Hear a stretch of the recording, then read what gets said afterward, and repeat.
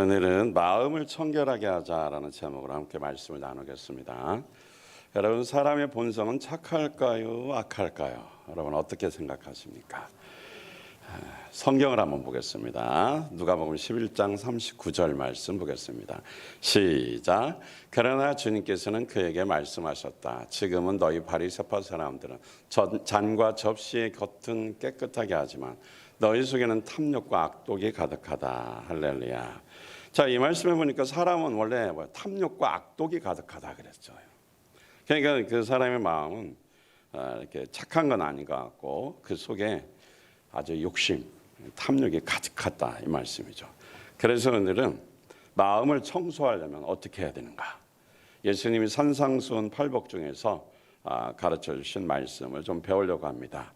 그 중에서도 마태복음 5장 8절을 중심으로 예수님께서 가르쳐 주시는 진리를 깨닫고 순종하기를 원합니다. 자, 그렇다면 예수님께서 마음이 청결하라고 깨끗하게 하라고 가르쳐 주신 진리가 무엇인지를 보겠습니다. 첫째로, 그러면 마음이 청결하라는 의미는 뭐냐 이 말씀이죠. 자, 마태복음 5장 8절 말씀 다 같이 시작. 마음이 깨끗한 사람은 복이 있다. 그들이 하나님을 볼 것이다. 할렐루야. 여기서 마음이 깨끗하다는 청결하다 그런 의미가 있어요. 헬라어로는 카타로스라는 말인데 여기 몇 가지 의미가 있어요. 첫째는 더러운 옷을 빨아서 잘 세탁된 그 깨끗한 옷이라는 의미가 있고요. 두 번째는 겨나 쭉정이를 다 제거한 순전한 알곡의 상태라는 의미가 있습니다. 세 번째는 물이나 다른 불순물이 전혀 섞이지 아니한 순한 포도주나 우유를 등을 의미합니다. 자, 이렇게 청결, 깨끗함, 순전함, 투명함 또는 단순함을 의미하고 있는 것입니다. 이 카타로스라는 단어는 마음이 깨끗하다는 것은 잡스러운 생각이나 세상적인 욕망 이런 것이 없는 바른 자세를 말하는데, 성경에서 마음의 청결은 가난한 마음을 넘어서 이제는 죄사함 받고 순전하고 정결함으로 담대히 하나님 앞에 설 수 있는 마음을 말합니다. 카타로스, 이 청결이라는 말에서 영어에 카타르시스라는 말이 나왔어요. 여러분 카타르시스 많이 들어봤죠? 이 의미는 마음에 쌓인 응어리와 상함을 깨끗하게 씻어낸다. 두 자로 정화를 뜻합니다. 우리가 친구들과 어울려서 여러 시간 잡담을 하고 나면 카타르시스 했다 이런 말을 하기도 합니다. 전쟁 영화나 액션 영화를 보고 나면 오늘 카타르시스 했다.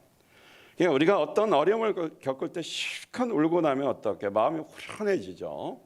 이것은 바로 정화작용 때문에 그렇습니다. 이렇게 실컷 울고 나서 후련해지는 것을 바로 카타르시스라고 말합니다. 자, 그러면 예수님께서 그 당시에 왜 우리의 마음을 이렇게 깨끗하게 청결하라고 하셨는지 우리가 성경 말씀을 통해서 좀 보겠습니다. 마태복음 23장 25절로 28절 말씀입니다. 시작. 율법학자들과 바리새파 사람들아, 위선자들아, 너희에게 화가 있다. 너희는 잔과 접시의 겉은 깨끗이 하지만 그 안은 탐욕과 방종으로 가득 채우기 때문이다. 눈먼 바리새파 사람들아, 먼저 잔 안을 깨끗이 하여라. 그리하면 그 겉도 깨끗하게 될 것이다.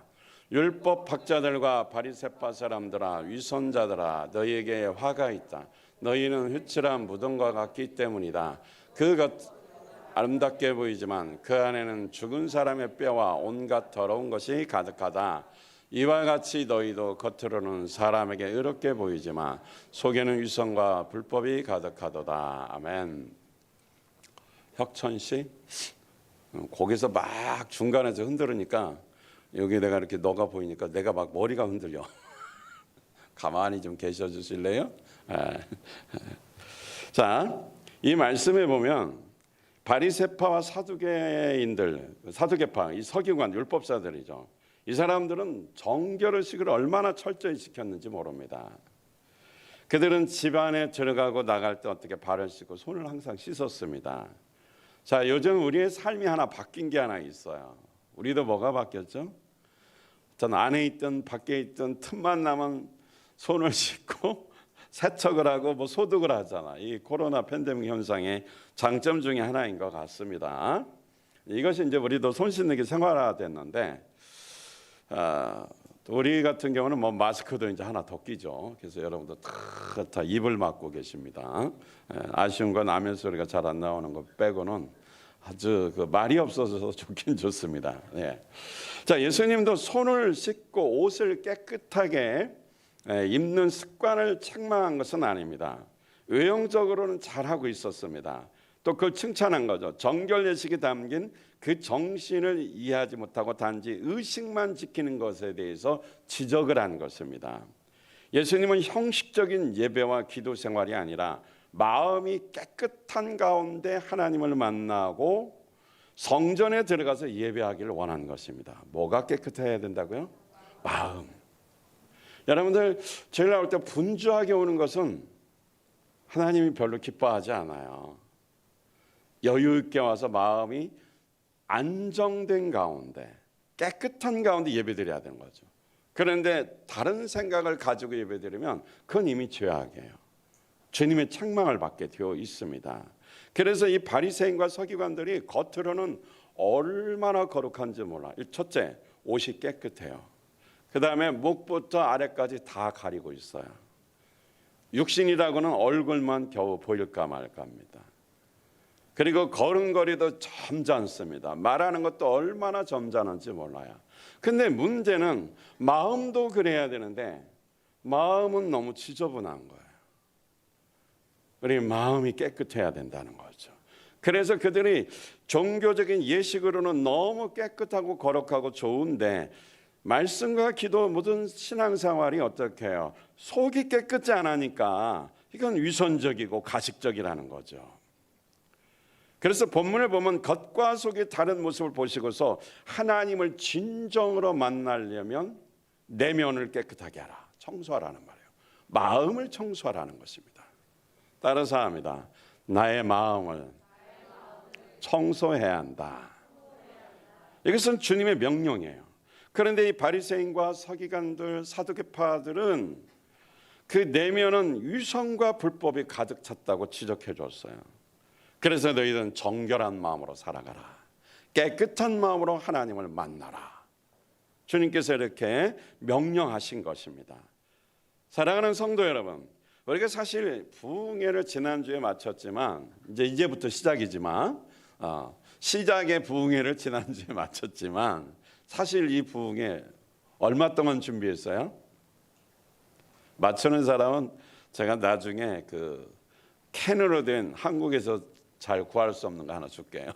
손 들고 우리 얼마 동안 준비했죠? 정확하게? 누가 손 들고 한번 맞춰보세요. 아니 큰일 났네. 이걸 못 맞추면 우리 교인이 아닌데. 얼마 동안 준비했어요? 아니 손 들고 말해 안 들려. 몇 년 동안 준비했어요? 힌트. 에? 손 들고. 그래야 선물을 주죠. 이 뭐든지 결단을 하고 헌신하는 게 중요한 거예요. 네. 그건 너무 갔는데. 네, 자 미정 우리. 2년 작년에 원래 하기로 했었잖아요. 그러니까 뭐 따지고 뭐 한 2년 준비했다 이렇게 표현할 수 있겠습니다. 나중에 만나거든 제가 드리겠습니다. 양보하신 것 같아요. 6년이라고 일부러 말하고 분위기를 돋우기 위해서. 자 어쨌든 우리가 뭐냐면 그 집회를 해서 재작년부터 해서 계속 기도했는데 작년에 캔슬이 됐고 올해 이렇게 됐으니까 뭐 거의 2년을 사실 준비한 거죠. 늘 그 기도했으니까요. 근데 대부분 많은 성도들이 보니까 은혜 받은 분도 계시고 이렇게 이제 반항하다가 이렇게 큰 은혜를 마지막에 받은 분도 계시고 너무 감사하죠, 그렇죠? 근데 이제 뭐 이거는 제가 뭐 이렇게 궁금할 것 같아서 제가 말씀드리는 건데 병을 하나님이 줄까요, 안 줄까요? 병은 하나님이 준 게 아니에요. 사단이 준 거고 아니면 집안의 내력으로 이렇게 내려온 건데 우리가 힘들면 그렇게 생각할 수 있어요. 제가 이 말씀 드리는 것은 은혜 받으니까 생각이 바뀌잖아요. 근데 믿음이 없거나 또 그 비신자나 완전히 믿음이 없는 사람은 그런 질문을 할 수 있어요. 거기에 대한 궁금하니까 답을 줘야 되죠. 그게 우리가 그 대답을 하는 거예요. 누군가가 궁금한 걸 질문할 때 몰라 기도하면 돼 이렇게 말하면 안 되고 합리적으로 대답해 주세요. 잘 모르거든 좀 기다려봐 내가 다시 연구하고 배워와서 가르쳐 줄게. 뭐 이렇게 해도 되고요. 급할 건 없잖아요, 그죠? 한 번 만나고 헤어질 거 아니니까요. 네. 자, 그러니까 우리가 많은 성도들은 이 부흥회 때 은혜를 대부분 받았지만, 그래서 이제 제가 이제 어떻게 받았고 좋았죠. 또 못 받은 사람도 있겠죠. 근데 좀 아쉬운 건 간증문을 제출하라 그랬더니 우리 목사님들은 한 분밖에 안 한 것 같아요. 목사님들은 은혜를 하나도 못 받았나 봐요. 그러니까 이제 몇 분 또 이렇게 했고 뭐 어쩔 수 없는 거지 뭐. 자, 뭐 그래도 어쨌든 마음속 은혜 받고 글로 정리한다는 게 쉽지가 않습니다. 그런데 진짜 이제 대부분 뭐 많은 부분들은 사람들이 다 은혜를 받았는데 진짜로 이제 부흥의 역사를 우리가 좀 기록해 나가야 됩니다. 그래서 부흥회 때 은혜 받고 깨닫는 것을 실천해 나가야 되는데 그러기 위해서 우리가 은혜 받았어요. 우리가 뭐 행복하게 사는 것이 하나님 뜻이다. 인생은 출장이다. 그다음에 염려를 극복하는 비결인가? 하여튼 뭐 그거. 그 마지막에 제자도. 우리가 이렇게 뭐 이렇게 우리가 그 말씀을 들었는데 중요한 것은 머리로는 알아요. 그래서 마음속에도 이제 이렇게 살아야지 결단도 했어요. 근데 이걸 지키고 실제로 믿음으로 해 나가려면 마음이 깨끗해야 돼요. 마음이 깨끗한 가운데 말씀이 들어가야 말씀이 씨거든요. 씨. 그 씨가 심어질 때 어떻게 깨끗한 곳에서 자라나기 시작하는데 걸음은 지저분한 것이 아니고 성령님의 기름 부음이 들어가는 거죠. 말씀과 기도로 채워지는 거죠. 그럴 때 어떻게 깨끗한 가운데 말씀의 씨앗이 심어지고 계속해서 기도와 그 성령의 능력이 어떻게 내가 생명으로 영양으로 공급될 때 그게 열매가 맺어지는 것입니다. 근데 그 가장 기본이 뭐예요? 땅이 좋아야 돼요. 옥토가 돼야 되는데 그 옥토는 우리가 마음이잖아요. 마음의 밭. 그러면 그 마음의 밭이 어떻게 해요? 깨끗해야 된다 이 말씀이죠. 자, 그렇다면 두 번째, 마음이 정결하려면 깨끗하면 어떤 복을 받게 되는가? 먼저 두 번째 이거부터 보겠습니다. 자, 마태복음 5장 8절 말씀. 오늘 아무래도 이 말씀 다 외울 것 같아요. 그죠? 시작. 마음이 깨끗한 사람은 복이 있다. 그들이 하나님을 볼 것이다. 할렐루야. 자, 마음이 예수님이 말씀하셨어요. 마음이 깨끗하면 누구를 보게 된다? 하나님을 보게 된다는 거죠. 여기서 하나님을 본다는 마음으로 본다는 거죠. 마음의 눈으로 하나님을 보게 되는 것은 행복하다, 복되다라는 말은 행복하다라는 말이에요. 유진 피터슨이라는 분이 메시지 성경을 썼어요. 이거를 뭐 여러분에게 추천하는 건 아니고요. 그냥 이해하기 좋게 해서 인용한 것뿐입니다. 이렇게 말했어요. 내면 세계 곧 마음과 생각이 올바른 너희는 복이 있다. 마음과 생각이 올바른 너희는 행복하다라는 거죠. 그러니까 행복은 벌써 마음이 올바른 생각을 가지고 있다면, 그러니까 하나님의 마음을 가진 그런 올바른 생각을 가지고 있다면 행복하다라는 거죠. 그러니까 올바른 내 생각이 아니라 깨끗한 마음으로 하나님을 볼 수 있는 그런 올바른 생각을 말합니다. 따라서 우리는 하나님을 볼 수 있는 마음의 눈이 있습니다. 그래서 예수님은 제자들 보고 이렇게 말했어요. 마태복음 13장 16절 보겠습니다. 시작. 그러나 너희 눈은 지금 보고 있으니 복이 있으며 너희의 귀는 지금 듣고 있으니 복이 있다. 예수님께서 제자들에게 말씀하셔서 네가 지금 보고 있는데 그 눈이 뭐냐? 마음의 눈이라는 거죠. 그 눈으로 하나님을 보고 있다는 것입니다. 예수님이 하나님이시니까 그들은 대면에서 봤지만 우리는 마음의 눈으로 보는 건데 미래적으로 영적인 눈으로 본다는 것이죠. 하나님은 거룩하시고 인격적으로 어떻게 해요? 선하시고 사랑이 많으신 분이죠. 자, 이런 하나님을 우리가 인지한다는 거죠. 깨닫고 심오한 영적인 어떻게 그 세계를 이렇게 영적인 눈으로 보게 된다는 것입니다. 거룩하신 하나님, 또 하나님은 영이시잖아요. 우리는 하나님께 가까이 갈 수도 없고 또 육신의 눈을 가지고 파악할 수 없는, 알 수 없는 초월적인 존재입니다. 이 초월적인 존재를 우리가 인격적으로 어떻게 해요? 마음이 깨끗하면 경험할 수가 있는 것입니다. 그래서 이것을 인격적으로 경험하고 하나님을 인지하는 것을 말로 표현하기 위해서 본다라는 용어를 쓴 것입니다. 따라서 우리의 마음으로 하나님을 깊이 인지하고 경험하면 벌써 그건 하나님을 보는 것이죠. 이제 깊이가 어느 정도냐에 따라서 마음의 깨끗함에 따라서 하나님을 인지하는 능력, 하나님을 가까이 하는 그 체험은 사람마다 다를 수밖에 없습니다. 그래서 우리가 뭐 전혀 하나님을 느끼지도 못하고 체험하지 못한다는 것은 그것은 마음이 깨끗지가 못하는 거죠. 그래서 우리가 마음을 깨끗하게 청소할 때에 하나님을 볼 수 있고, 다시 말하면 다른 사도 바울은 이렇게 말했습니다. 안다고 표현했어요. 안다고. 그것은 그 하나님을 깊이 안다. 그 말은 본다. 경험으로 그분을 알게 된다라는 것이죠. 그것은 본다라는 의미입니다. 그래서 그 사도 바울이 에베소 1장 19절에 보면 그 하나님을 안다는 그 표현을 썼는데 그 의미가 뭐냐면 빈자리가 없도록 하나님을 아는 것으로 가득 채워달라는 그런 의미입니다. 그러니까 내 마음 속에 다른 어떤 것이 들어오지 않고 하나님으로만 알고 싶은 마음으로 주 예수 그리스도로 어떻게 가득 채우게 하시고 그러잖아요. 꽉 채운다라는 의미입니다. 그래서 우리 마음이 깨끗할 때 주님이 주인 되어서 꽉 채워지는 거죠. 그러므로 예수께서 가르쳐 주신 진리는 하나님을 보려면 꼭 필요한 요건은 뭐냐? 마음이 깨끗해야 한다. 따라서 합니다. 마음이 청결해야 한다. 청결의 의미를 아시죠? 네. 마음이 깨끗하면 우리는 하나님을 만날 수 있고 볼 수 있다라는 것이죠. 우리 내면이 청소되면 하나님을 볼 수 있고 그 하나님의 인재를 충만히 경험할 수 있는 것입니다. 이것이 하나님을 보게 되는 축복이라는 사실입니다. 자, 사실은 하나님은 어디에나 계시는 분입니다. 그렇죠? 그러면 예수님 안 믿는 사람들도 하나님은 어디에나 계신 걸 알고 있어요. 하나님 계시다는 걸 알아요. 믿지는 않아도. 그러니까 우리가 하나님 계시다는 것은 내 안에도 계시고 내 밖에도 계시고 집에도 계시고 여기도 계시고 가는 곳마다 다 계셔요. 근데 하나님이 계시다는 건 우리가 다 안단 말이에요. 근데 그거보다 더 중요한 것은 어디에나 계신 하나님을 뭐 할 수 있어야 돼요? 그렇죠. 볼 수 있어야 되죠. 그게 우리의 믿음이고 우리의 삶이 되는 거죠. 하나님이 계신 건 누구나 어디에다 계시다는 건 어느 정도 알아요.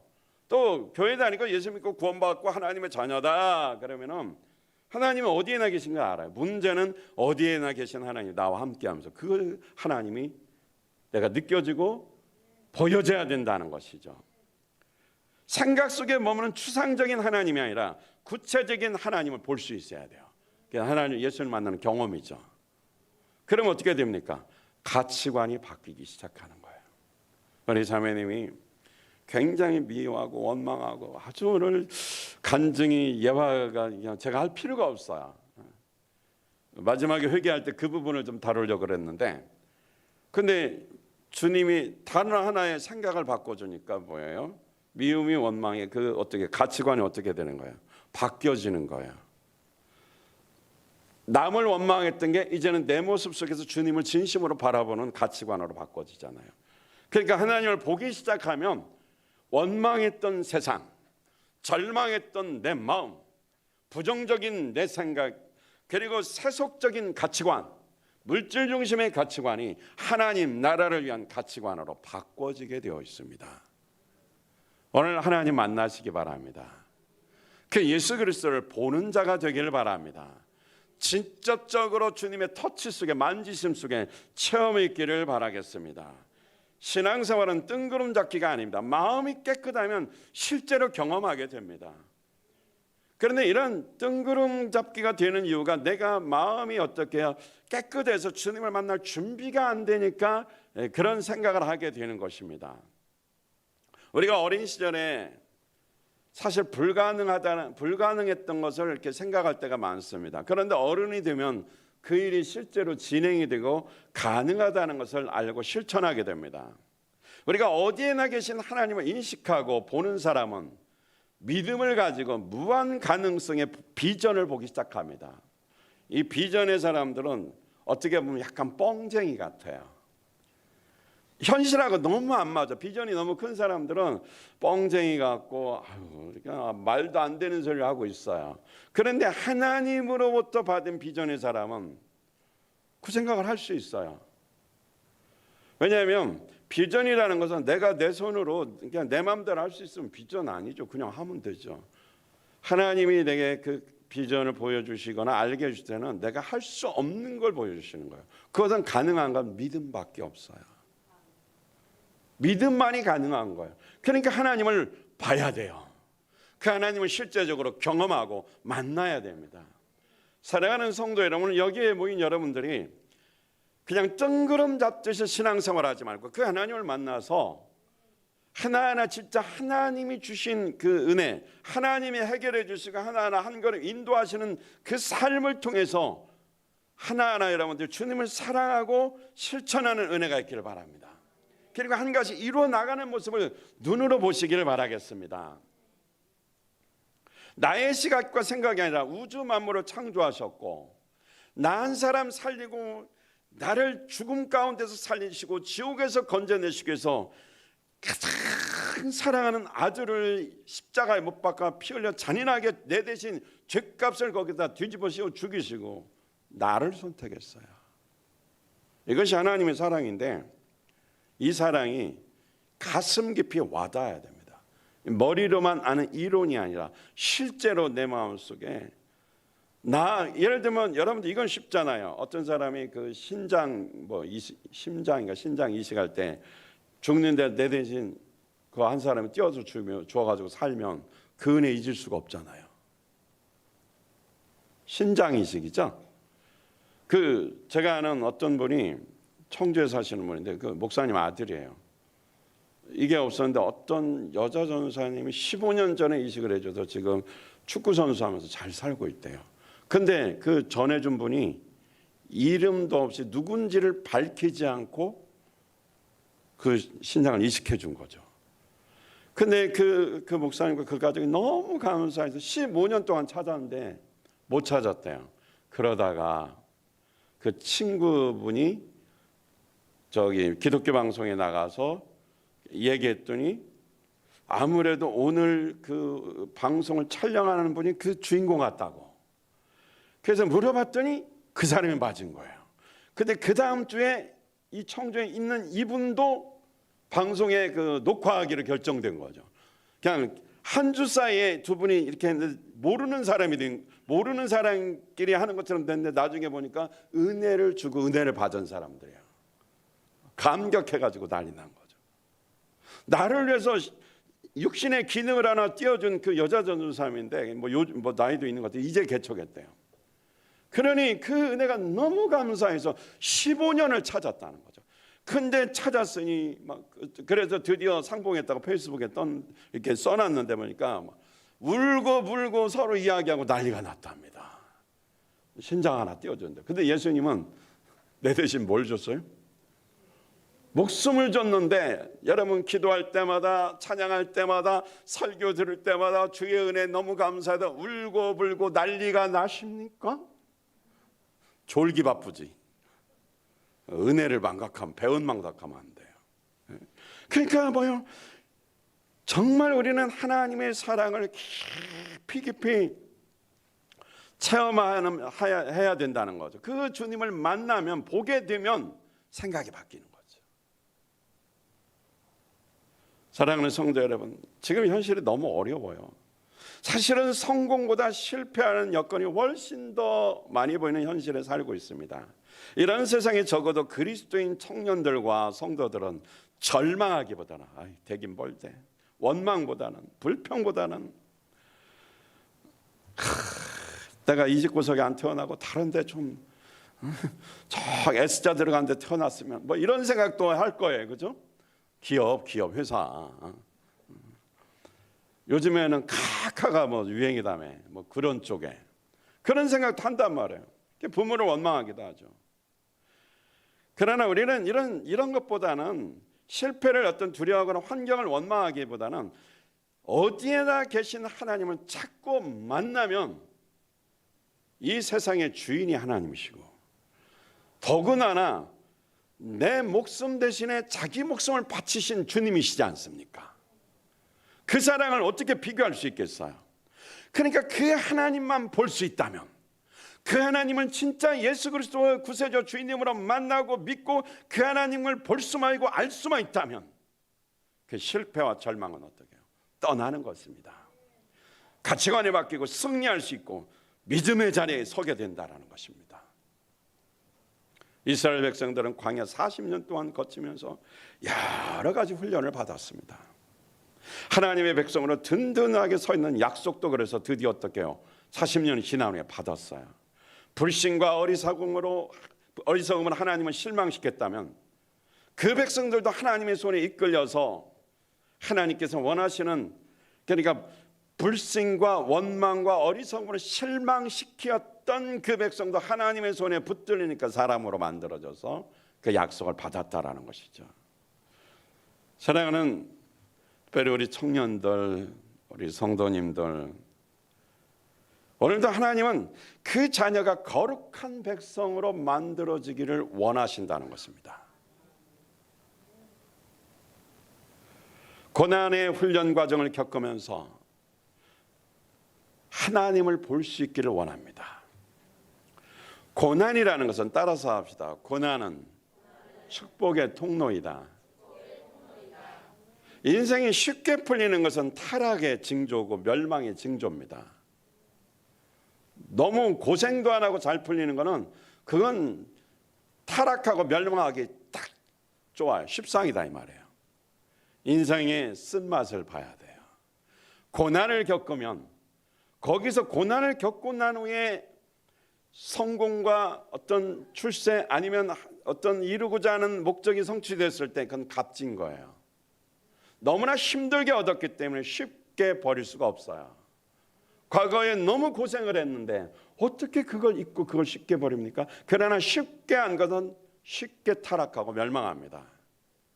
고난은 축복의 통로입니다. 고난을 좋아하는 사람은 이 세상에 아무도 없어요. 누군가가 목사님은 고난을 너무 좋아하시죠? 천만에. 당신이나 잔뜩 받으시오. 난 싫어요. 하지만 그 고난을 겪어서 하나님이 예비하신 엄청난 축복과 열매를 맺는다면 원치는 않지만 기쁨으로 감당은 해야 됩니다. 자, 우리 청년들 여기 봐요. 내 주먹을 믿으라는 얘기가 아닙니다. 주먹에 이렇게 해서 이렇게 치면 힘이 있어요, 없어요? 뒤로 물러갔다가 땅 치면 힘이 있어요, 없어요? 인생도 잠깐 내려갔다 올라갔다에 힘이 있고 견디는 능력이 있고 자생적으로 자기 마음을 지킬 수 있는 어떻게요? 위대한 능력이 나타나는 것입니다. 지금 조금 주춤하고 내려갔다고 해서 이 세상 다 산 것처럼 실망하고 좌절하고 원망하고 이렇게 살지 마세요. 그러니까 마음을 깨끗이 해서 누구 만나는 거예요? 하나님 보라는 거예요. 그분은 내게 목숨 주신 분이에요. 신장의 어떤 육체의 어떤 기능 하나 띄워준 정도가 아니고 내게 목숨 주신 분이, 목숨을 주신 분이 다른 건 못 주겠어요? 목숨까지 줬는데 다른 게 뭐가 아까워요? 로마서에 나오잖아요. 하나님의 사랑은 예수 그리스도의 목숨을 줬는데 모든 걸 다 주신다 그랬어요. 그러니까 하나님을 우리가 봐야 돼요. 마음이 깨끗한 사람이 본다는 거죠. 이게 복입니다. 자, 그러면 세 번째로 마음을 깨끗이 하면 어떻게 해야 되냐? 자, 마태복음 5장 8절 이제 드디어 외웁니다. 시작. 마음은 깨끗한 사람은 복이 있다. 그들이 하나님을 볼 것이다. 토시 하나 안 틀고 다 똑같이 외워야 돼요. 마음이 깨끗한 사람 행복하다는 말이에요. 하나님을 보게 된다는 거죠. 이거는 지금까지 배웠어요. 전제 요건이 하나님을 보고 하나님 주신 행복을 누리려면 마음이 어떻게 해야 된다? 깨끗해야 된다. 여기서 이 첫째 의미가 뭐냐면 마음을 깨끗이 해야 되는 첫째 의미가 두 마음을 품지 말라는 거예요. 야고보서 4장 8절을 볼까요? 야고보서 4장 8절 시작. 하나님께로 가까이 가십시오. 그리하면 하나님께서 가까이 오실 것입니다. 죄인들이여 손을 깨끗이 하십시오. 두 마음을 품은 사람들이여 마음을 순결하게 하십시오. 자, 이거 조금 오래 두세요. PPT를 너무 빨리 치워. 자, 여기 보니까 손을 깨끗이 하라, 마음을 순결하게 하라. 중간에 뭐가 나와요? 두 마음을 품은 사람들이야. 그러니까 손을 깨끗이 하라, 마음을 순결하게 하라. 이 의미가 뭐냐면 두 마음을 품지 말라는 거야. 그러니까 손이 깨끗하고 마음이 순결한 건 뭐냐? 마음이 하나예요. 하나. 누구만 바라보는 거야? 하나님만. 예수님만 주님을 모시고 사는 삶이에요. 돈하고 하나님하고 두 주인 섬길 수 있어요, 없어요? 예수님만 섬기라. 이게 한 마음이에요. 이런 한 마음을 일단 가지는 것이 마음이 어떤 사람이 되는 것이다? 깨끗한 사람이 되는 거예요. 깨끗한 사람. 이게 청결로 우리 통일할까요? 청결. 네.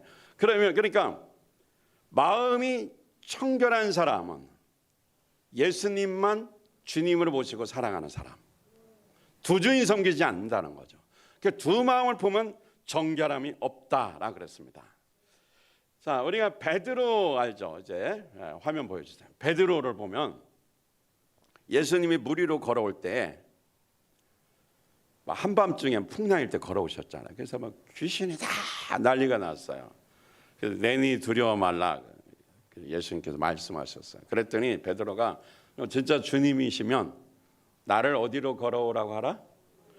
물 위로 걸어오라고 그랬어요. 그래서 얼떨결에 물 위를 막 걸어가다가 풍덩 갈릴리 호수로 어떻게 해요? 쑥 빠졌죠. 슉 들어갔어요. 그때 들어갈 찰나에 예수님께서 어떻게 해요? 손을 잡아서 배 위로 이렇게 올려놨어요. 근데 그 전에 배 위로 올리기 전에 이 과정이 있어요. 그 손을 잡아서 물 위로 다시 올렸어요. 우리가 좀 성경을 좀 자세히 보면 그럼 배까지 걸어갔다라는 얘기죠. 그러니까 처음에는 걸어가다가 빠졌어요. 왜 빠졌어요? 처음에는 예수님만 보고 걸어갔는데 중간에 가다가 뭘 봤어요? 태풍이 불었죠. 칠흑 같은 어둠이 봤죠. 파도가 치죠. 갑자기 아니 내가 어쩌다가 여기 걸어왔지? 마음이 어떻게 된 거예요? 분산된 거예요. 한 마음이에요, 두 마음이에요? 이게 두 마음이에요. 여러분들이 믿음으로 할렐루야 나는 믿음 충만해. 지금 이 코로나 팬데믹 현상 경제가 안 좋은 이 상황에서 주님이 내게 사업하라고 했어. 그래서 믿음으로 신나게 시작을 했는데 현실은 손님이 하나도 안 와. 자꾸 마이너스 나. 전기세 내가야지, 월세 내가야지, 직원 월급 줘야 되지. 점점 있는 돈 그나마 빌린 것도 싹 까먹네. 그러니까 뭐예요? 처음에는 주님이 날 축복하셔서 막 엄청난 거야. 이런 일을 이루고 이런 비전을 이루고 몇 년에는 뭐를 할 것이고 막 청사진이 있었는데 청사진이 다 찢어졌어. 하나도 안 되니까. 자, 이때 처음에 가졌던 그 믿음의 한 마음이 있어요, 없어요? 분산됐어요. 이게 두 마음이에요. 잘 이해가 되셨나요? 두 번째 예수님이 손잡았을 때 일어난 것은 주님밖에 안 보인 거예요. 그래서 다시 배로 걸어간 거예요. 할렐루야. 이게 마음이 깨끗한 거예요. 두 마음을 품지 마세요. 예수님만 진짜 사랑하고 하나님을 볼 수 있어야 됩니다. 자, 그 다음에 실제적으로 이제 한 마음이 있지만 그 다음에 또 살아가면서 어떻게 마음을 깨끗이 하려면 우리 마음속에 죄가 있나요, 없나요? 그 죄를 회개를 해야 되겠죠. 그래야 하나님 볼 수 있으니까. 청소하려면 일단은 본질적으로는, 왜냐하면 주여 나를 구원하소서 베드로가 이렇게 주님께 외쳤을 때 주님께서 그를 이렇게 세워서 바다 위를 걷게 했으니까 주님이 구주로 확실히 만나게 되는 거죠. 그 다음에 이제 살면서 계속 반복적으로 짓는 죄가 있으니까 시편 51편 10절에 보니까 하나님 내 속에 깨끗한 마음을 창조하여 주시고 내 속을 견고한 심령으로 새롭게 해주십시오. 기도했어요. 그 다음에 히브리서 10장 22절 다 같이 시작. 그러니 우리는 확고한 믿음을 가지고 참된 마음으로 하나님께 나아갑시다. 우리는 마음에다 예수의 피를 뿌려서 죄책감에서 벗어나고 맑은 물로 몸을 깨끗이 씻었습니다. 예수의 피로 씻으면 죄가 깨끗해지는 거죠. 심지어 죄책감, 정죄의식에서도 사라지게 된다라는 것이죠. 그러니까 예수의 십자가에 피를 뿌리면 우리의 양심까지 깨끗하게 된다고 그랬습니다. 내면을 깨끗하게 해서 청소해서 하나님을 보려면 진실한 회개를 해야 됩니다. 그냥 하나님 잘못했어요, 이렇게 건달처럼 하지 말고 진짜 진심으로 진실한 회개가 필요합니다. 주님의 자녀들의 기도가 왜 안 됩니까? 왜 기도가 막힙니까? 내면을 청소해야 돼. 정결하게는 진실한 회개 기도를 하지 않아서 우리의 기도가 막히고 잘 안 되는 거예요. 기도가 잘 안 되는 거예요. 기도가 안 될 때는 회개부터 해야 돼요. 없는 죄 있는 죄 다 끄집어내서 생각나는 대로 해야 돼요. 없는 걸 어떻게 죄를 회개합니까? 생각 안 나는 걸 어떻게 회개합니까? 성령님, 내가 지금 기도가 막히는데 내 마음속에 죄를 좀 깨닫게 해주세요. 그럼 성령님이 하나 가르쳐줘요.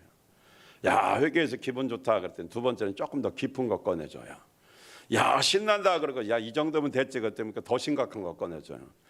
그러면서 점점점 오물 썩어서 부패한 걸 나중에 가르쳐 주셔서 그것까지 끄집어내는데 쉽지가 않거든. 그건 좀 묵은 거야. 뭐 몇 년 묵은 구렁이가 있다 그러죠. 100년 묵은 구렁이라고 그래? 뭐라 그러죠? 그런 게 있는 거예요. 그걸 끄집어내 회개해야 내가 하나님의 사람이 되고 주님을 보게 되는 거예요.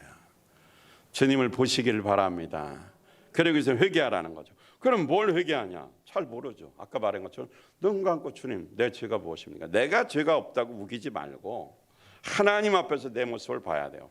깨끗한 곳에 빛 가운데 어둠을 비치면 어둠은 드러나게 되어 있어요. 예수님과 나를 비교해야 됩니다. 인격적이고 도덕적이고 윤리적이고 인간의 생각 속에서 죄를 찾지 말고 예수님과 나를 비교하십시오. 그러면은 뭐예요? 내 죄가 드러나게 되어 있습니다. 그럴 때 어떻게 진짜로 우리는 뭐 할 수 있어요? 회개할 수 있다라는 것입니다. 근데 문제는 뭐냐면 우리가 이 죄를 짓고도 이 죄에 대한 인식이 없어요. 여러분 드라마나 뭐 이런 주변의 사람들 보면 사람들을 잔인하게, 요즘은 사형이 없어. 사형이 사람은 그렇게 많이 죽였는데도 그렇게 잔인하게 죽여놓고도 양심의 가책이 없어요. 그래서 그것에 대한 뭐 책을 써서 막 인기를 얻고 돈을 벌려는 생각도 하고 그렇게 사는 사람도 있어요. 그러니까 자기가 지은 죄에 대한 양심의 가책이 없다는 거죠. 그러니까 뭐요? 죄에 대한 어떤 마음의 어떤 인식, 그 죄에 대한 거리낌도 없고 죄에 대한 슬픔도 가책이 전혀 없으니까 회개를 안 하는 겁니다. 근데 성경에는 용서받지 못하는 사람들이 있다 그랬어요. 물론 성령의 감동을 거역하고 성령 회방한 죄다 이렇게 이제 표현도 하는데 사실은 용서를 못 받는 이유는 하나님이 용서를 안 해주는 게 아니에요. 하나님은 다 용서를 해줘요. 문제는 내가 죄를 이게 분명히 죄인 줄 알면서 거기에 대한 양심의 가책을 못 느끼고 회개를 안 하는 겁니다. 그래서 마음이 청결해서 하나님이 주신 복을 받고 하나님을 만나서 하나님이 주신 행복을 누리고 복을 받으려면 철저히 회개를 해야 됩니다. 정확하게 마음을 쏟아서 회개해야 합니다. 죄를 자백해야죠. 근데 문제는 문제는 뭐냐면 죄를 인정도 안 하고 양심의 가책도 전혀 느끼지 않으니까 회개할 수가 없는 거예요. 사람을 죽인 사람이 어떻게 많이 죽였으면 그 사람이 어떻게 너무 막 그 고통스러워야 되는데 처음에 뭐 한두 번 할 때는 정말 잠 못 자고 두렵고 힘들었을 거예요. 근데 나중에 면역이 되니까 아무렇지도 않아요. 여러분 사람을 뭐 이렇게 죽이지 뭐 이런 죄는 짓지 않았지만 우리가 주님 말씀 중에 이거는 하지 말아야지 이런 죄들 져본 적 있죠, 그렇죠? 이거는 하면 안 되는데 그런 죄들 다 짓잖아요. 근데 처음에는 교회 오면 막 그거 하나 때문에 신경 쓰이고 잠 못 자고 뭐 기도도 안 나오고 뭐 이렇게 힘들어요. 예배도 잘 못 드리고. 그 뭐 한 번 그리고 또 회개하고 또 짓고 두 번, 세 번, 네 번, 뭐 10번, 20번 되다 보니까 나중에는 이제 그렇게 죄 져도 옛날처럼 막 그 죄에 대해서 슬퍼하거나 아파하거나 양심의 가책을 느껴서 하나님 앞에 나가지 못한거나 누구 뭐 부끄러워서 대면하기도 싫고 도망가거나 이런 마음이 하나도 안 생겨. 나중에는 뻔뻔해져요. 뭐 그럴 수도 있지, 뭐 사람이 꼭 그걸 죄라고 회개해야 되나? 이렇게 생각하고 이렇게 말을 해요. 그것까지 무슨 죄라고 하냐고. 근데 옛날에는 왜 이렇게 벌벌 떨었어 그럼? 지금은 그것까지 무슨 죄라고 하냐 이렇게 말하는데, 옛날에는 왜 그렇게 막 절망이 오고 양심의 가책이 느껴서 막 숨도 못 쉴 지경에 그런 때가 있었는데 왜 그랬냔 말이죠. 그러니까 이게 이제 양심이 화인 맞은 거예요. 죄라고 인정을 안 해요. 그러니까 회개를 안 해요. 그 용서 못 받는 거죠. 죄는 또 어떤 경우는 이런 거죠. 죄는 분명히 알아요. 그러니까 지금은 예화가 맞네. 죄라는 거 분명히 안다는 거죠. 옛날에 그런 경험이 있으니까. 지금 말을 바꿔서 그죠. 그러니까 찔리지도 않고 전혀 아프지도 않고 회개할 마음이 하나도 안 생기는 거죠. 이것을 히브리서에서는 이렇게 말했어요. 강팍하다 그랬어요. 무감각해서 찔러도 이제는 너무 많이 찔려가지고 아픔이 없는 거예요. 고통이 없는 거예요. 그리고 돌같이 굳어진 거예요. 느낌이 없는 거죠. 그래서 성경은 주의 음성을 듣거든 마음을 강팍하게 하지 말고 부드럽게 하라. 이스라엘 백성들이 강팍하다가 심판받았다. 이 예를 제시하면서 말씀하셨어요. 여러분, 세상을 살다 보니까 성경에는 죄라고 나왔잖아요. 내가 못 느끼더라도 성경을 보고 이거 죄라고 나오는데 뭐 이런 것까지 죄야, 뭐 이런 정도. 그럴지라도 그건 내가 못 느껴도 죄입니다. 이걸 찾으셔야 돼요. 그럼 양심에 가책되지 않는 죄가 뭔지를 찾으려면 어떻게 했느냐? 나는 몰라요. 성령님의 도움을 받아야죠. 성령님 가르쳐 주세요. 파워포인트 한번 띄워보세요. 그거 내가 적어놨는데. 네. 그러니까 아나니아와 삽비라 같은 경우 보면 거짓말했죠. 남편이 먼저 거짓말을 했어요. 근데 베드로한테 와서 성령 충만한 베드로한테 와서 어떻게 했어요? 거짓말했잖아요. 그래서 그 자리에서 죄를 용서받쳐하고 그 자리에서 죽었습니다. 그 다음에 3시간 후에 부인이 또 이렇게 이제 왔고 장례 치르고 온 사람들 도착했을 때 부인한테 똑같은 질문을 또 했어. 그때 부인도 거짓말을 했어요. 이것이 너가 다 판 것이냐? 그때는 네, 그렇습니다. 얼마 감췄거든요. 그런데 그때는 이게 하나님과 약속한 것이고 섬김을 위해서 이미 맹세했던 것이죠. 어떤 뭐 여러 가지 이유가 있어요. 그래서 그도 거짓말했어요. 그래서 부부가 동시에 한 날에 이 세상을 떠난 그런 아주 경고의 말씀이 오게 하나 있습니다. 우리가 거짓말하는 걸 너무 자연스럽게 하는 사람들, 하나님 만나기가 쉽지 않아요. 특히 여러분들 장사하시는 분들이 좀 계시잖아요. 바가지 씌우고 돈 벌었다고 자랑질하거나 막 기분 좋아하면 안 돼요. 그냥 예를 들어서 마진이 10%다. 그럼 정해진 대로 하세요.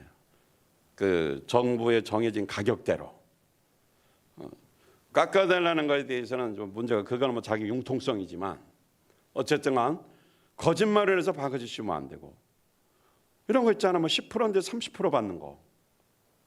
10%만 받아야 되는데 30% 받는다면 그건 악덕업자가 될 수 있어요. 그리스도인들은 조금 힘들 수가 있어요. 그래서 정직하게 살아야 되고 그냥 규칙대로 살아야 되니까. 그래야 하나님 앞에 나왔을 때 깨끗하잖아요, 마음이. 너무 막 바가지 씌우고 뭐 모른다고 덤탱이 씌우고 이러면 하나님이 기뻐하지 않는 거예요. 그러면 그 다음에 이제는 언젠가 그게 막혀버리고 무너지는 날이 와요. 처음에 힘들고 정직하게 가면 처음에 힘들어요. 세상은 다 거짓말이고 사기치고 사람 망하게 하고 막 자기 막 밟고 일어서는 세상인데, 이런 세상에서 그리스도인이 산다는 거 쉽지 않아요. 근데 조금 좀 극단적으로 말하면, 그러다가 망할지라도 내가 정직하게 살았다면, 그건 현실적으로는 힘들고 어렵지만 정말 믿음이 있다면 하나님 앞에 인정받은 거 아닙니까? 하나님 그 사람 영원히 망하게 둘까요? 저는 절대로 하나님 그 사람 영원히 망하게 안 둔다고 봐요. 다른 방법으로라도 그 사람을 쓰시고 다른 방법으로라도 분명히 그에게 행복하게 해주십니다. 저는 그 하나님을 믿습니다. 여러분들 믿기를 바라겠습니다. 그래서 이런 부분들 깨닫게 해주면 회개하면 돼요. 그리고 또 우리 젊은 청년들 보면 남녀가 함께 복잡하잖아요. 그냥 만나는 정도면 괜찮은데 만나는 정도가 아닌 관계에서 자꾸 남자를 바꾸고 여자를 바꾸고 계속 바꿔치고 이거 좀 심각한 문제 아니에요?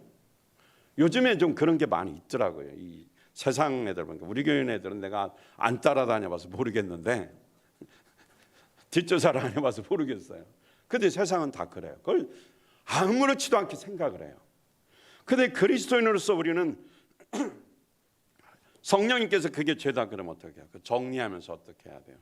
마음을 깨끗하게 청소해야 누구를 만나요? 하나님 보는 거예요. 그럴 때 어떻게 가치관이 바뀌어져서 행복하게 사는 겁니다. 뭐 여러 가지다. 게임 중독, 뭐 물질 중독, 마약 중독, 담배 중독, 술 중독 여러 가지가 있는데 여러분들이 기도하면서 이것이 하나님을 만나는데 거리낌이 되고 나를 더럽혀지게 되고 또 거짓말한 거 뭐 여러 가지 아까 제가 좀 얘기를 했는데 여러분이 더 잘 알죠. 자기 자신이 이런 것들이 자꾸 찔리지도 않는다면 이제 심각한 상태죠. 그래서 하나님 앞에 자꾸 기도해야 그게 자꾸 찔려 딱딱한 게 물렁물렁해지면서 작은 죄가 크게 보이기 시작해요. 따라서 합니다. 작은 죄가 크게 보여야 진짜 회개가 된다. 그게 마음이 청소되는 거예요. 그럼 하나님 봐요. 걱정 생겨요, 안 생겨요? 걱정이 있지만 걱정 안 돼요. 그때부터 믿음으로 갈 수 있는 것이에요. 이게 진짜 부흥입니다. 우리 마음을 청소합시다. 진짜로 청소합시다. 주일 예배도 합리화시키는 경우가 많잖아요. 요즘 코로나 시대라 어렵기 때문에 예배 드릴 수 있는데도 툭하면 줌으로 드린다고 목장 예배도 줌으로 드린다 그러고 주일 예배도 올 수 있는데 귀찮고 늦게 준비하고 늦게 일어나고 뭐 어디 갔다가 늦게 오고 뭐 지치고 또 무슨 사정이 있어서 하여튼 뭐 구체적으로 말을 못 하는데 자꾸 머리에 어떤 게 떠올라요. 근데 진짜 그런 사람이 있을까 봐 제가 말을 못 하겠어요. 하여튼 뭐 좋지 않은 걸로 늦게 온 거죠. 그런데 어떻게 그걸 자꾸 합리화시켜서 예배 빠지고 그냥 집에서도 예배 드리니까 하나님은 여기도 계시고 저기도 계시고 말은 맞아요. 그렇지만 하나님이 원래 말씀 뭐예요? 특별한 상황 아니면 모여서 예배 드리라고 그랬단 말이죠. 그리고 어디에나 계신 하나님은 봐야지, 만나야지. 그 하나님이 너 그렇게 해도 된다고 진짜 허락이 되었냔 말이죠. 그러면 여기에 모인 사람은 제정신이 아닌 사람이요? 자기만 허락받은 거예요? 하나님을 갖다 귀에 걸고 코에 걸고 이러면 안 돼요. 성경적으로 봐야 되고 보편적으로 봤을 때 타당해야 됩니다. 이런 게 찔리면 어떻게 해요? 회개해야 되겠죠. 그래야 마음이 깨끗해야 주님 앞에 나오면 불편함이 없는 거야. 온라인 예배만 시컨들에다 어쩌다 교회 오면 왠지 불편해요. 어색하고 좋기는 하면서도 뭔가 가까이 있는 것 같지만 뭔가 앉아 있는 것 자체가 이게 약간 서먹서먹할 수가 있어요. 영적으로. 벌써 그런 게 느끼는 건 내 영이 촉이 있으니까 알게 되는 거죠. 이런 것들 합리화시키지 말고 진짜 회개할 때 우리가 어떻게 해요? 마음이 깨끗해집니다. 마음속에 마지막으로 이런 거 원망, 불평, 미움 이런 것들을 진실하게 회개하십시오. 그리고 입으로 저주하는 거죠. 난 결혼 안 해. 불행하다. 망했어. 앞으로도 안 될 거야. 힘들 거야. 내가 왜 다른 사람이 있으니까 책임지고 이게 자기 입으로 자기를 묶어서 저주를 퍼부어서 자기를 묶는 거예요. 그건 악한 영이 좋아하는 거예요. 이거 죄예요. 이게 묶어놓으면 안 풀려요. 나는 재주가 없어. 뭐래도 안 돼. 이게 자기를 묶는 거예요. 하나님은 어떻게 해요? 하나님이 우리 향한 가진 생각은 재앙이 아니라 소망이라고 그랬어요. 희망이라고 그랬어요. 그다음 말씀을 부정하는 것이란 말이죠. 이런 걸 이렇게 묶인 걸 풀어내야 돼요. 악한 영을 묶고 이 부정적인 생각, 저주를 묶고 말씀으로 받아들이고 맞아 하나님은 된다 그랬어. 하나님은 나를 잘 되게 해주신다고 분명히 약속했어. 내가 막은 거고 악한 영이 이거 침투한 거야. 이거를 여러분들이 어떻게 선포하면서 회개하면서 몰아내야 됩니다. 아프신 분들 그 병 하나님이 준 게 아니에요. 자기가 잘못해서 얻은 거고 집안의 내력으로 악한 영이 침투한 것도 있고 관리 잘못해서 그런 것도 있고 게을러서 그런 것도 있고, 잘 못 먹어서 그런 것도 있고, 영양실조도 있고, 이거 자기 문제인데 이걸 막 하나님께 원망하면 안 되죠. 요거를 어떻게 바꿔서 끊어버리고 하나님을 받아들이시고 하나님이 주신 생각을 가지면 일단 마음이 건강하면 육체는 별거 아닙니다. 순간에 해결되죠. 제가 새벽인가 한번 살짝 예화 들었어요. 어떤 분이 결혼을 했는데 딸은 잘 나요. 딸은 쑥쑥 잘 나요. 아들만 나면 유산되네. 아들 난 게 아니고 아들만 어떻게 임신하면 유산되는 거예요. 그래서 어느 분이 기도해 보자 그랬어요. 그래서 기도했는데 이게 별 문제가 없어. 병원 가도 정상이고. 근데 아들만 임신하면 유산되는 거예요. 나중에 보니까 어렸을 때 아주 오빠가 나쁜 놈이야. 장난이 너무 심해. 정말 못된 놈이야. 그러니까 이 여동생이 너무 화가 나가지고 내가 시집가서 아들 낳으면 뭐 장을 찢는다 뭐 하여튼 뭐다 그랬겠죠. 그게 속으로 그런 말을 내뱉어 버리고 그걸 자기가 거짓 맹세를 한 거죠. 내가 아들을 낳으면 그냥 손에 뭐 우리말로 하면 장을 찢는다 막. 이 말을 해서 자기를 묶은 거예요. 그러니까 아들만 생기면 유산되는 거예요. 그걸이 생각난 거예요. 그 농담처럼 했는데도 기도하는데 성령님이 그걸 생각나게 해주신 거예요. 그 말에 대한 걸 회개했어요. 그리고 그걸 자리 잡은 악한 영을 이제 몰아냈죠. 왜냐하면 회개했고 깨끗해졌으니까 그걸 장난치는 악한 영 어떻게 몰아내야죠. 몰아낼 것도 없어. 이미 회개할 때 나가버리는 거죠. 그래도 이제 묻고 몰아내고 이제 성령님 충만하도록 기도했어요. 그 다음에 어떻게 됐을까요? 떡두꺼비 같은 아들을 잘 낳았다고 그럽니다. 떡두꺼비인지 아닌지는 그건 모르는데 아들을 낳았다는 거죠. 이건 제가 그 어떤 책에서 이렇게 그 분이 실제로 쓴 걸 제가 본 거예요. 거짓말은 아닌 것 같습니다. 그러니까 우리가 입으로 무심코 내뱉은 말이 나를 묶어가지고 죄의 절망으로 빠뜨리는데 제가 오늘 하고 싶은 말은 여러분에게 하고 싶은 말은 사실은 이 마지막 말씀이에요. 우리 성도님들 보니까 마음을 깨끗이 해야 돼요. 다 좋아요. 기도도 하고 뭐 열심도 있고 충성도 하고 사람들 이렇게 볼 때 착해요. 근데 힘들어합니다. 보니까 입으로 자기를 묶어놓고 보이지 않는 죄로 자기를 더럽혀놓은 게 있어요. 이거를 청소합시다. 그러면 길이 열려요. 전도길이 열리고 영혼권의 길이 열려지고 열매를 목장 분가될 뿐만이 아니라 여러분의 인생의 개인적인 삶도 어떻게 해요? 묶인 게 풀어집니다. 제발 부탁입니다. 마음을 청소합시다. 하나님을 보게 됩니다. 행복하게 됩니다. 하나님 신 열매를 맺게 됩니다. 오늘부터 여러분들 마음에 어떤 부분이 나를 묶고 있고 양심의 가책을 못 느끼게 하고 나도 모르게 여기까지 타락했나 요거를 성령님께 물어보시고 청소하십시오. 회개하셔야 돼요. 청소는 회개하는 겁니다. 회개할 때 어떻게 해야 되냐? 자, 넘겨보세요. 회개할 때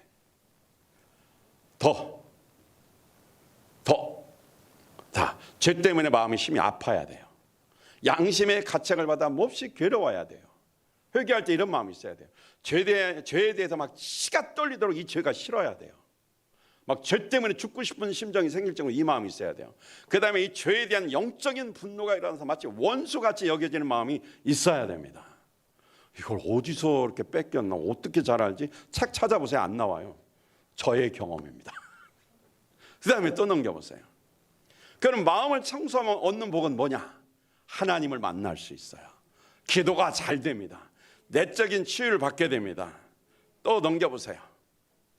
나를 그동안 죄짓게 조종하던 악한 마귀와 귀신이 어떻게 해요? 썩 물러갑니다. 그걸 막는 보호하는 기도를 해야 되고 그 다음에 이렇게 되면 질병이 내 마음과 육체에서 떠나는 건 어떻게 될까요? 당연한 것 아닙니까?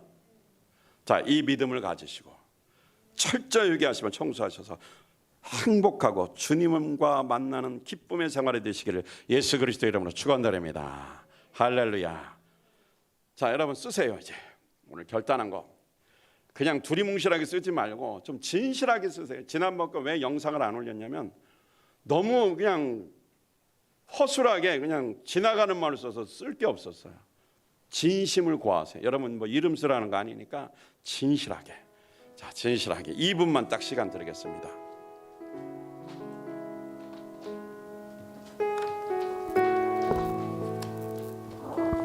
하나님은 진실한 기도를 들어주신다 그랬습니다. 진실하게 회개하면 하나님이 그 마음 아시고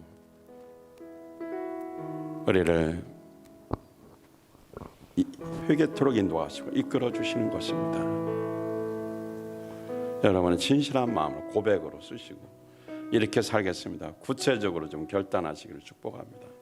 그리고 가실 때 꼭 뒤에다가 제출하고 가십시오. 안 하시는 것도 불순종인데 거기까지 여러분 자유지만 가능하면 이렇게 함께 동참하시기를 축복합니다.